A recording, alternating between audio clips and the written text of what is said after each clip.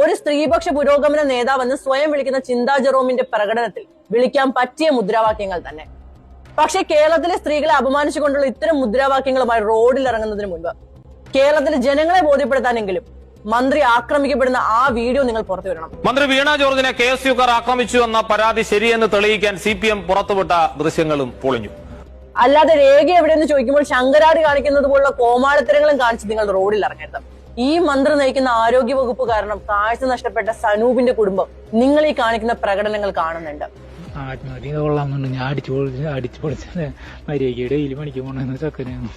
ഏതാനും മണിക്കൂറുകൾക്കുള്ളിൽ മന്ത്രിക്ക് MRI scanning നടത്തി റിപ്പോർട്ട് എടുത്ത ആരോഗ്യ വകുപ്പിന്റെ സ്പീഡ്. ഒരു ആൻജിയോഗ്രാം എത്രയും പെട്ടെന്ന് നടത്താൻ വേണ്ടി തിരുവനന്തപുരം മെഡിക്കൽ കോളേജ് വന്ന് അഡ്മിറ്റായി. ഡോക്ടർമാർ തിരിഞ്ഞു നോക്കാതെ അവിടെ കിടന്ന് നരകിച്ച് ചങ്കുപൊട്ടി മരിച്ച വേണുവിന്റെ ഭാര്യയും 2 പെൺമക്കളും കാണുന്നുണ്ട്. അടിയന്തര ആൻജിയോഗ്രാമിന് വേണ്ടി തിരുവനന്തപുരം മെഡിക്കൽ കോളേജിൽ പ്രവേശിപ്പിച്ച പന്മന സ്വദേശിയായ വേണു 5 ദിവസം ആശുപത്രിയിൽ കിടന്ന ശേഷമാണ് മരണത്തിന് കീഴടങ്ങിയത്.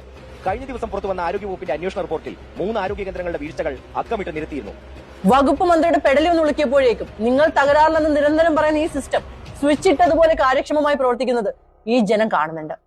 വയറ്റിൽ കത്രികയിട്ട് വേദന സഹിച്ച് നടന്ന 2 സ്ത്രീകളുടെ വേദന നിസ്സാരമെന്ന് പറഞ്ഞ അതേ സിസ്റ്റം ഇന്നലെ മന്ത്രിയുടെ പെടലിക്കുണ്ടായ വേദന സീരിയസ് ആയി എടുത്തതിൽ എനിക്ക് അത്ഭുതമുണ്ട്.